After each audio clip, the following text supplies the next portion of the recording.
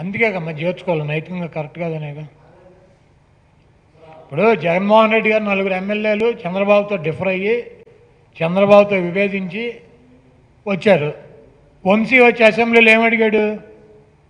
మేము తెలుగుదేశం పార్టీ చంద్రబాబుతో డిఫర్ అయ్యాము, మాకు వేరే సీట్లు ఇమ్మని అడిగాడు. స్పీకర్ దానికి ఒప్పుకొని కేటాయించాడు. వాళ్ళకి ఇచ్చినటువంటి సీట్లు వాళ్ళు కూర్చుంటున్నారు. రేపు 2024 ఎన్నికల్లో మా పార్టీ తరఫున పోటీ చేస్తానంటే వాళ్ళ కనుక ప్రజల్లో బలం ఉంటే జగన్మోహన్ రెడ్డి గారు సీట్ ఇస్తే ఇవ్వచ్చు, ఇవ్వకపోతే ఇవ్వకపోవచ్చు. జగన్మోహన్ రెడ్డి గారు కండువా కప్పి చంద్రబాబు నాయుడు మీద వ్యతిరేకత వచ్చేసింది, చంద్రబాబు నాయుడు చూసి పార్టీ వదిలేసి పారిపోతున్నారని ఎక్కడన్నా ఒక్కసారి మాట్లాడాడు?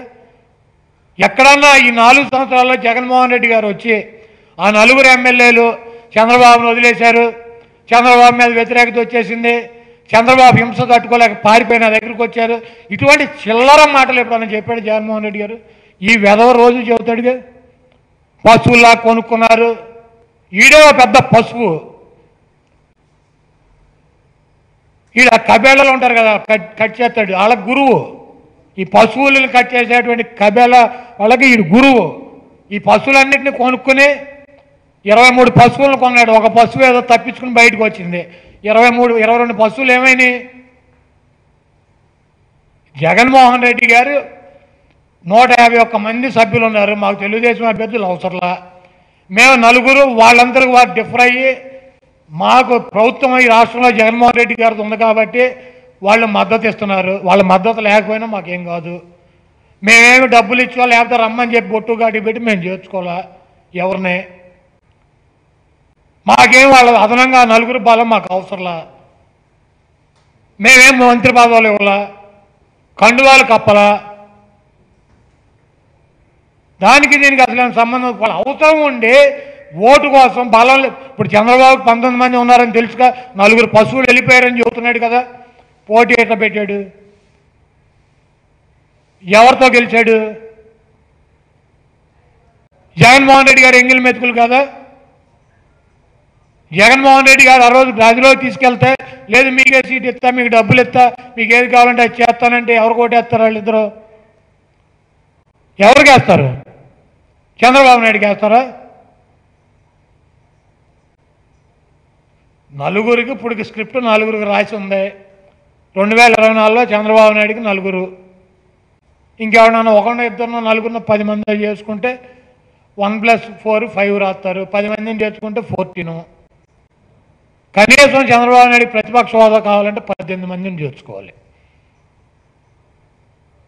కదే చంద్రబాబుకు రాదు, వీడికి వెళ్ళాడు కదా, ఆ పార్టీకి వస్తుంది.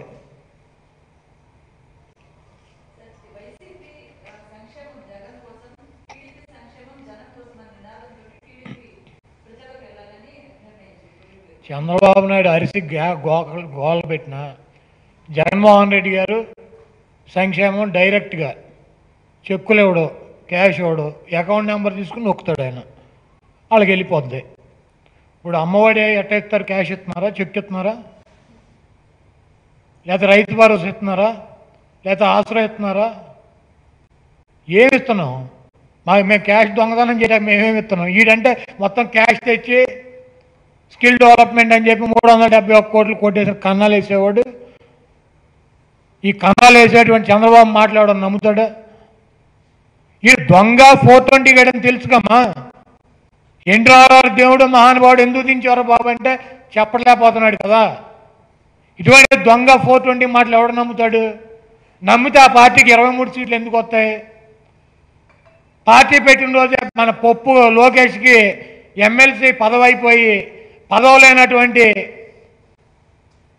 వ్యక్తికి ఎట్లా మిగిలిపోయాడు? ఎలా మిగిలిపోయాడు? వీడు నమ్మితే జనం వేసేవారు కదా. వీడు దొంగ 420 గడి బొంబాయి గడి అని చెప్పి అర్థమై పట్టే కదా. ఈ బొంబాయి గడి మాటలు ఎవడుంటాడు? ఒక వ్యక్తిని ఒకసారి మోసం చేయగలం, లేదంటే 2 సార్లు చేయగలం, 3వసారి 4వసారి చేయడానికి వాడు రెడీగా ఉండడు కదా. నువ్వు దొంగని తెలిసినాక వాడు రెడీగా ఉంటాడు. ఇంట్లో అన్నీ పెట్టి రామ్మా రామ్మా అని పిలుస్తారా? చంద్రబాబు నాయుడు నాని వస్తున్నాడంటే ఇల్లు మొత్తం సర్దుకుని తాళాలు వేసుకుని జాగ్రత్తగా సీసీ కెమెరాలు పెట్టుకుని చూసుకుంటూ ఉంటాడు. ఈ నా కొడుకులు ఏమి ఎత్తుకుపోతారా అని.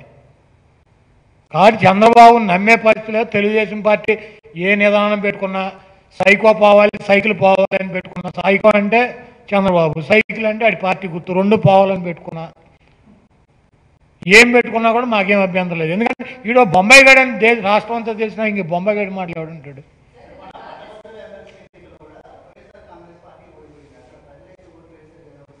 ఇప్పుడు వెస్ట్ రాయలసీమ ఉంది, ఫస్ట్ ఓటుతో తెలుగుదేశం గెలిచిందా?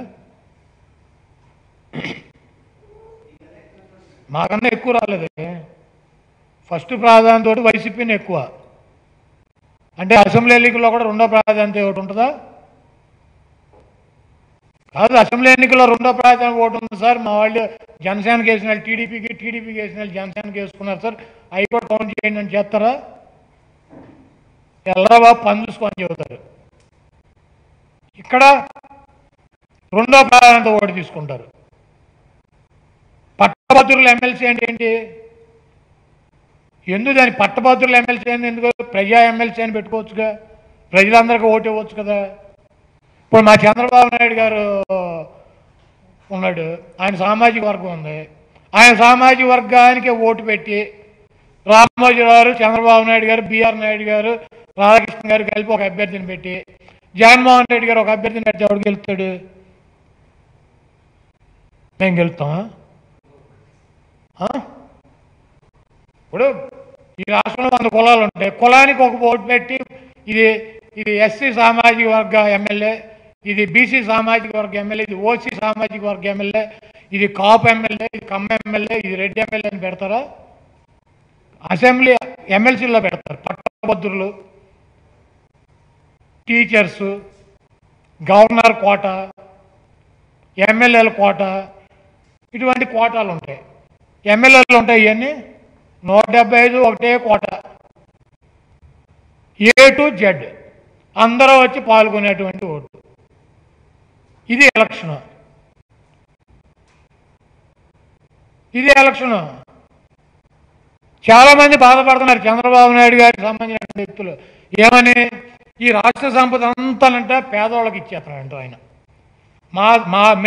మేము కట్టే ట్యాక్సులు తీసుకెళ్ళి వాళ్ళకి ఇచ్చేస్తారా? ఇదని మీ బాబు సొమ్మ అని అడుగుతున్నారు. వాళ్ళందరికీ ఓటు ఇస్తే ఏమవుద్ది? వాళ్ళకి మాకు కల్పిస్తే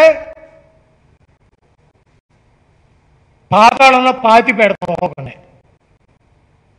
రేపు పట్టభద్రులకు ఒక ఎమ్మెల్యే, ఒక సామాజిక వర్గానికి ఒక ఎమ్మెల్యే, ఒక మతం వాళ్ళందరికీ ఒక ఎమ్మెల్యే, ఒక ఉద్యోగస్తులకి అందరూ ఒక ఎమ్మెల్యే అటు ఉండదు.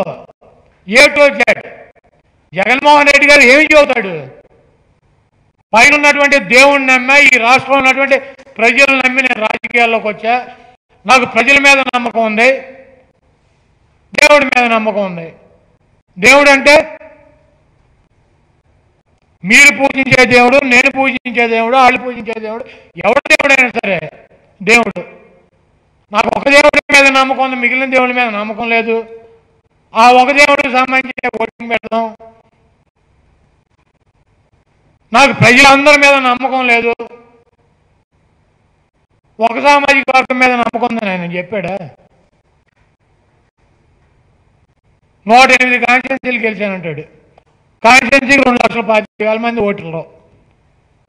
ఒక్కొక్క కాన్స్టిట్యున్సీకి 35, 40, 34, 35 అసెంబ్లీలు ఉన్నాయి. ఒక్కొక్క ఎమ్మెల్సీకి 3 లక్షల ఓటింగ్ అంటే ఒక్కొక్క దాంట్లో ఎన్ని ఉన్నాయి? 8,000 ఉంటాయి యావరేజ్. దీంట్లో అర్బన్ ఏరియాలు వైజాగ్, తిరుపతి, నెల్లూరు, ఒంగోలు, కడప, కర్నూలు, అనంతపూర్, హిందూపూర్, నంద్యాల, వీటిలో 70% ఓటు. రూరల్ ఏరియాలో ఓటు ఉంటుందా? రూరల్ ఏరియాలో ఏం ఓటు ఉంటుంది?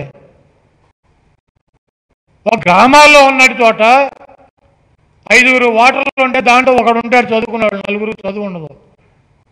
మా చంద్రబాబు నాయుడు గారి ఇంట్లో, మా ఇంట్లో 5 ఉంటే ఒకడికి చదువు ఉండదు, 4 చదువుకుని ఉంటారు. ఇవన్నీ కూడా మీకు తెలుసు, మాకు తెలుసు, చంద్రబాబుకి తెలుసు, జగన్మోహన్ రెడ్డి గారికి తెలుసు, రాష్ట్ర ప్రజలకు తెలుసు. ఏదో బొంబాయి చేద్దాం 4 అవుట్లు 2 పూల దండలు వేసుకుని ఊరేగితే అయిపోద్దా?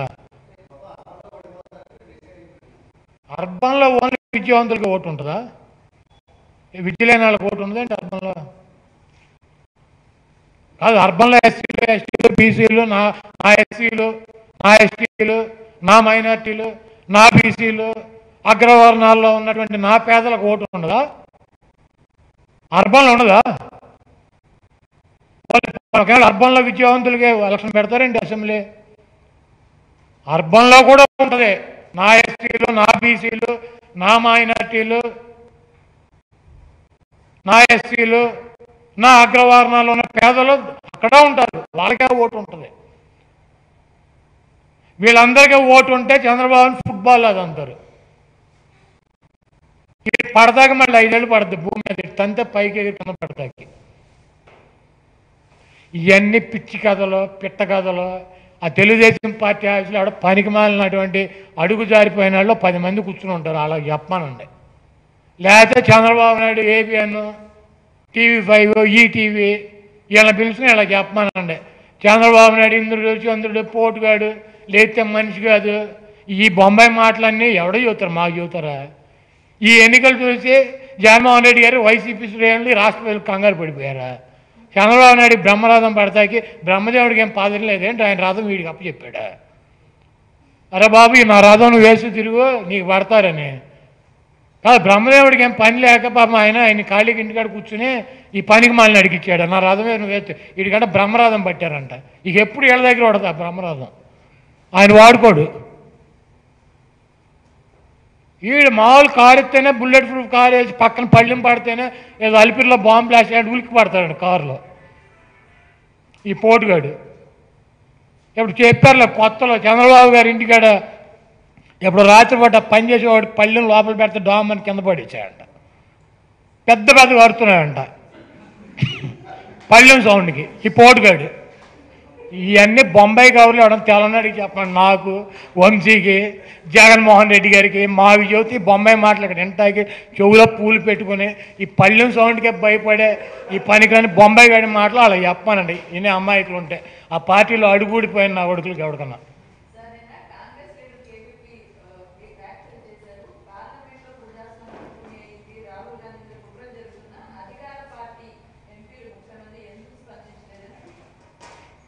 ఇప్పుడు వాళ్ళ నాయకుడికి అన్యాయం జరిగింది అని ఆయన ఫీల్ అవ్వచ్చు.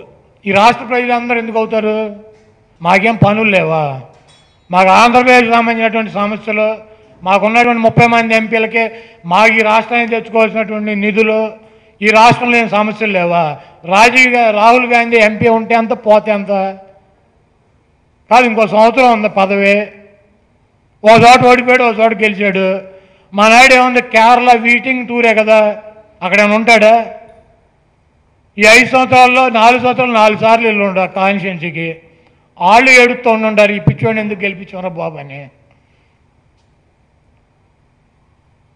రాహుల్ గాంధీకి లేకపోతే ఏమవుద్ది ఎంపీ పదవి? ఈ దేశానికి ఏమైనా లాసా?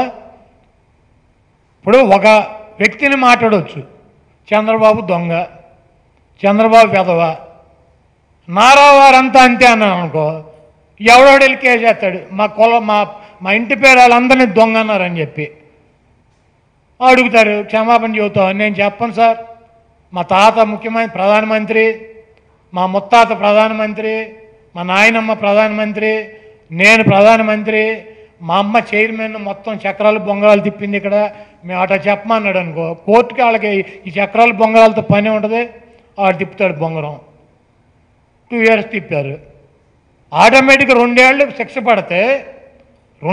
శిక్ష పడితే నాకైనా, మీకైనా, చంద్రబాబు నాయుడు గారికైనా, జగన్మోహన్ రెడ్డి గారికైనా, మోడీకైనా, రాహుల్ గాంధీకైనా ఆటోమేటిక్గా పోతా పదవి. దీంట్లో ప్రజాస్వామ్యం ఏం చేసింది? ఇది చట్టం చేశారు, ఇది బాగాలేదని చెప్పి ఆర్డినెన్స్ తీసుకొచ్చాడు మన్మోహన్ సింగ్ గారు.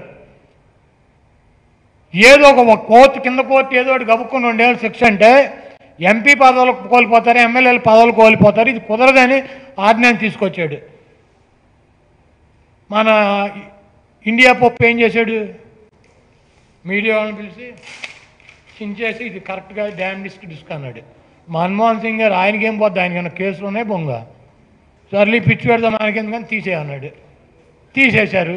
ఇప్పుడు ఆయనే వెళ్ళిపోయాడు ఇంటికి, చించేసిన ఆయన వెళ్ళిపోతే ప్రజాస్వామ్యం కూని అయిపోయింది.